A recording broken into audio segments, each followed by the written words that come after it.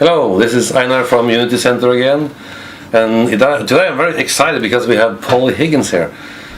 She is working for the world. She says she's a lawyer. She is an honorary professor at University of Norway right now.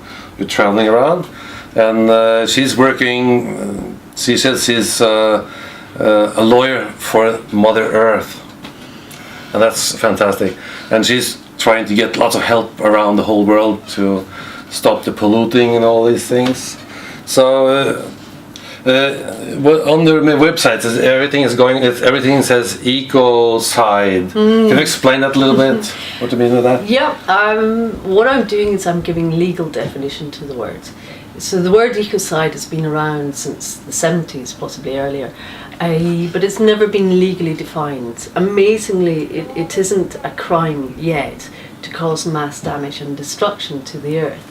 So I've given that legal definition, and I've proposed that we create an international law of ecocide to criminalise extensive damage destruction to a lot of ecosystems. Yeah. That's totally fantastic, but you need a lot of help to do it. Yeah. And you've been working with this a long time. What more do we have to do to help you with this? Well, here's the thing. To put in place an international law of ecocide is actually relatively easy. It's through the UN system. That's right, yeah. It's just an amendment to a document. But this is all about political will. And although there's an awful lot of support behind the scenes, what's really needed here is a public mandate. This is about we the people standing up and saying we want to close the door to mass damage and destruction now, and we call upon you as our elected representatives to support this and put it in place. Also, it's about keeping it in the public domain so that it doesn't get hijacked. And when I say hijacked, that it becomes a watered down version of what's really needed.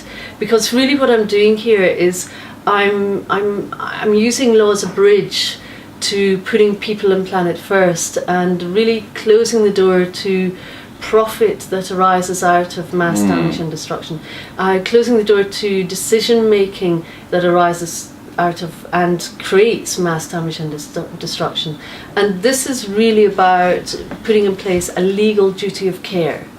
And that's very important here. At the moment we don't have anything that creates an overriding mechanism to put people and planet first in our decision making. Often our decision making at the very top end is governed by what will give us maximum profit without looking to the consequences. But when you're going to have, what kind of rules could we have then? You're thinking of giving some kind of punishment, taxes for people polluting, or putting them in jail, or what can we do? Well, of course, when you make something a crime, then this is about accountability at the very top end. And it's actually what it does is it creates a new paradigm whereby you have a choice. So the choice is whether or not you decide to continue with business as usual if your business is causing mass damage and destruction, or to turn in the other direction. So a dirty energy company can become a clean energy company, and that will be prioritised by law. If you still decide to continue with something that's enormously destructive, then you will be held to account in a criminal court of law. And of course that carries with it, the starting point is minimum 2 years imprisonment. So this is really about accountability at the very top end, and it's attaching itself to people, not CEOs that can hide behind the corporate veil and just pay a fine. This is very important, but more importantly than that, it allows also the putting in place of restorative justice provisions, and that's very important. That? Well, at the end of the day, there's not much point just locking someone up.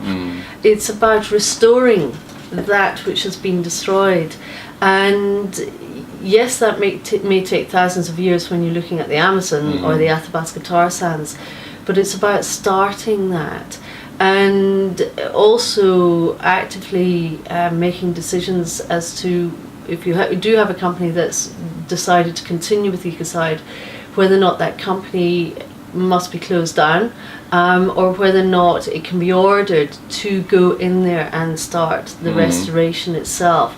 And that's very productive when you then can turn the business of a company around so that it becomes engaged in the actual restoration. Paying fines or paying money is not enough here. No. It's really about going in there and restoring, taking the harm to a place of harmony. So it's a moving away from the deep disconnect to the deep care that's required here, and using law as a bridge to take us there. Law in a way is playing catch up with where civilization's going here. Is that there is a big recognition now that this is the next step for law.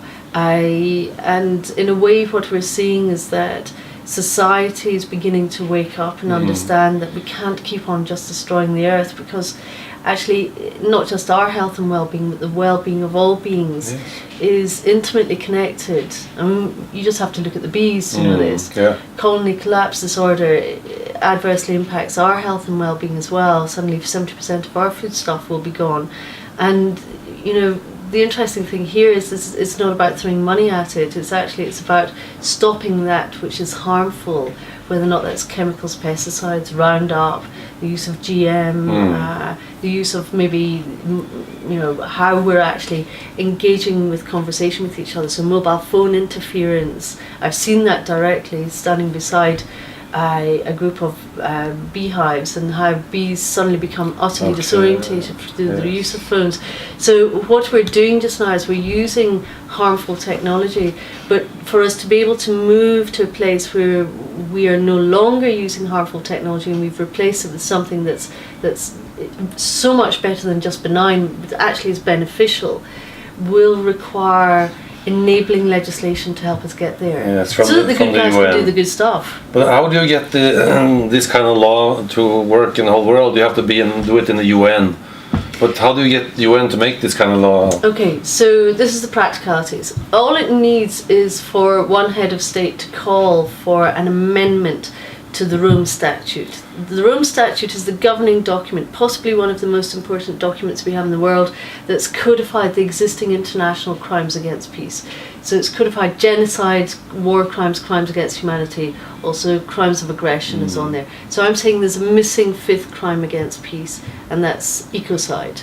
It also set up the International Criminal Court, so it's giving a mandate to the International Criminal Court to act as a court of last resort over ecocide. So if a country that's a signatory fails to take action on this, then the International Criminal Court. Have you found any country?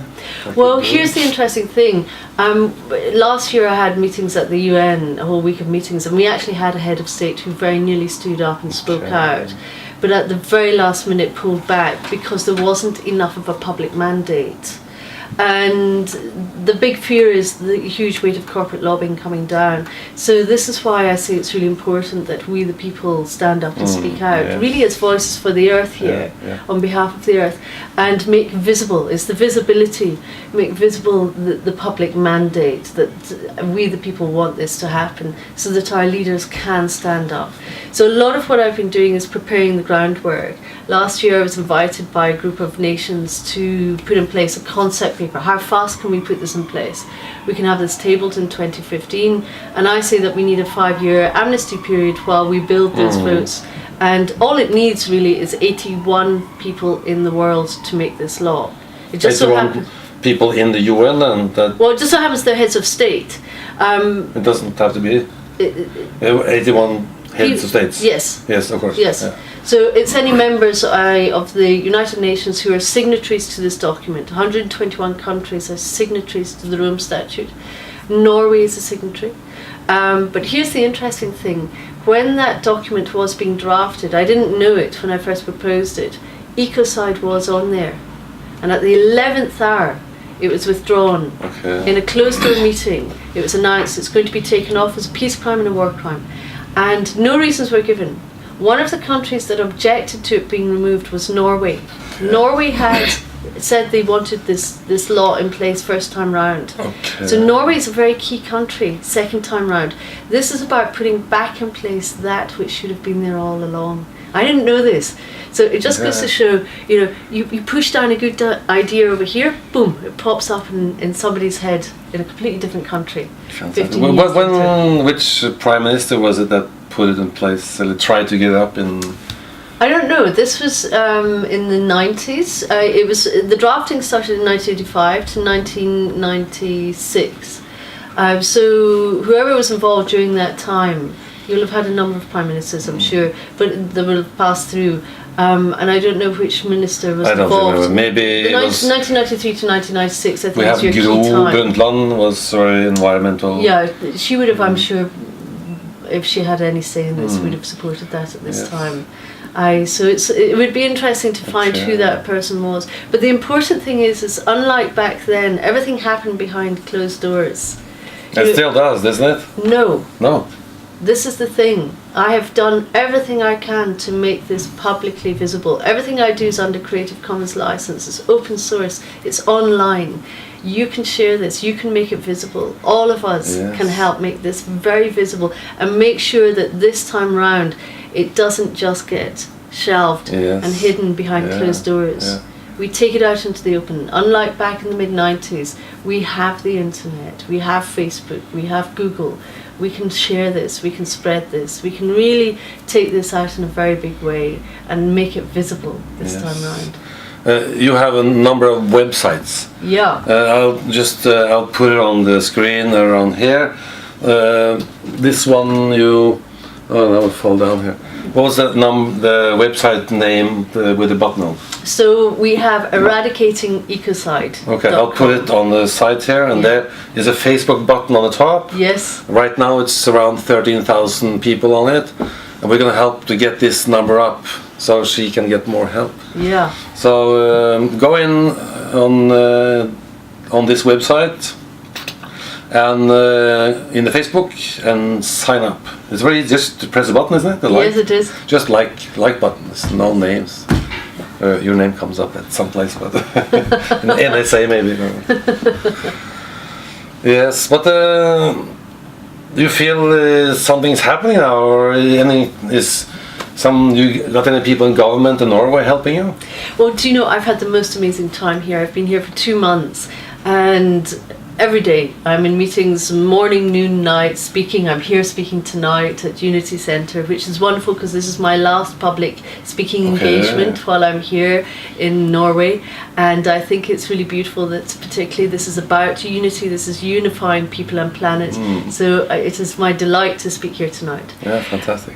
Every day I have been meeting many, many people. I've spoken to and met and had the pleasure of meeting with politicians, with ministers, with grassroots activists, with lawyers, with peace-orientated people, Buddhists, humanists, atheists, spiritualists, and everyone else in between. And this is the thing, is that really what I'm saying is based on one overriding fundamental principle: first, do no harm. And that's something that unifies everyone who comes from a position of deep care. Say that one more time. First, do no harm. Yes, you had some other things here too.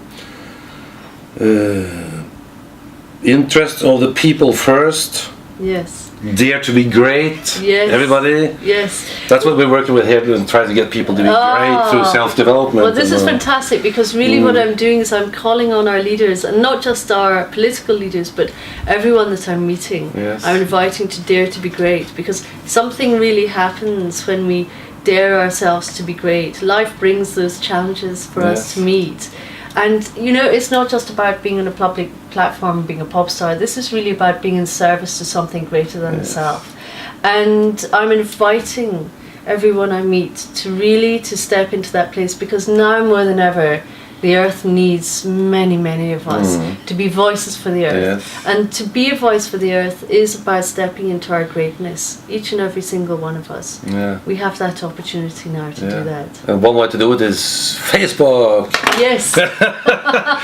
You need to see the numbers. But there was also another site that you showed me that the politicians are looking at to see how many people in that country is following you. Very much. Yeah, and I'll put that on the site here too. Yes, wish 20. Yeah, and then you just put in wish 20. You press on this button, wish 20, and then you get a number in Oslo. Right now it's a very low number, so we have to get it up. Yeah. It's only 40 people around there.